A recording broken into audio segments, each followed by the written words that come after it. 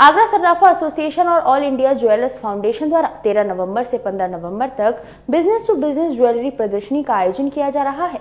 चांदी की ज्वेलरी के कारोबार में एशिया के हब आगरा में पहली बार आयोजित की गई B2B ज्वेलरी प्रदर्शनी मुख्यमंत्री योगी आदित्यनाथ के प्रदेश में 1 मिलियन कारोबार के सपनों को पंख देगी।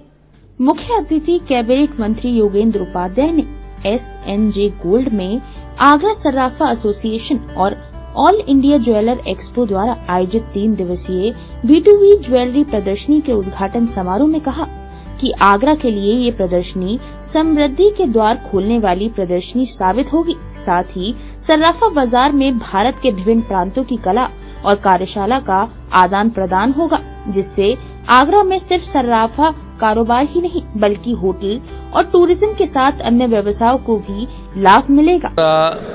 पायल मैन्युफैक्चरिंग का हब है और इसकी निर्माताओं की बनाई हुई पायल विश्व विख्यात है। यहाँ से बहुत एक्सपोर्ट भी होता है और देश भर में सप्लाई होता है।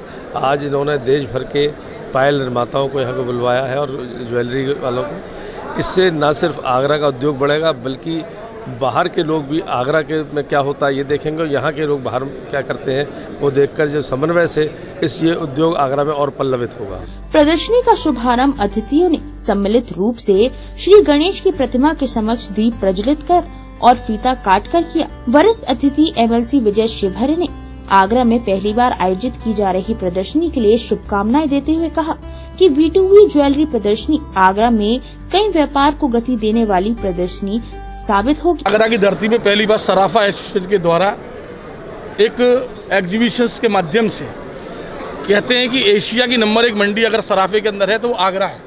तो शुभारंभ पहला हो रहा है। मैं धन्यवाद देना चाहता हूँ सराफा एसोसिएशन के समस्त पदाधिकारियों को, इन्होंने एक शुरुआत आगरे में करी है। मेट्रो सिटी के अंदर कलकत्ता, मुंबई, दिल्ली में लगती थी एग्जीबिशंस, अब आगरा में प्रारंभ किया है। निश्चित तौर पर इससे व्यापार का ग्रोथ भी बढ़ेगा और व्यापारियों का भी ग्रोथ बढ़ेगा और आगरा का भी ग्रोथ उससे बढ़ेगा। ये आगरा सर्राफा एसोसिएशन में प्रथम बार ये प्रयास किया गया है कि आगरा में जो हमारा जो एशिया का सबसे नंबर 1 व्यापार जो चांदी का होता है उसको राष्ट्रीय और अंतर्राष्ट्रीय स्तर पर पहचान दिलाई जाए।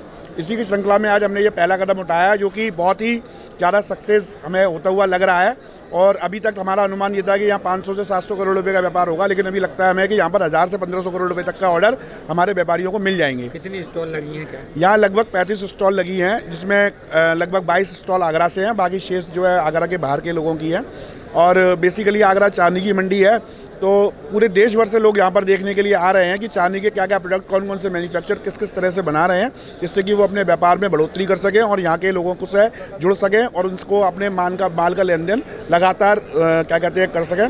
बल्कि मैं तो ये कहता हूँ एक अनुमानित एक है कि 500, 700, 1000 करोड़ ये तो केवल एक फिगर्स है।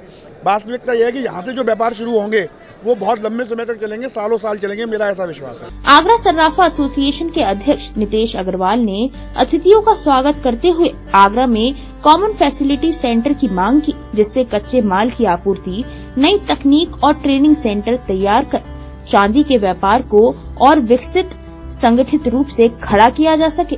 DG महाराजा न्यूज के लिए ब्यूरो रिपोर्ट।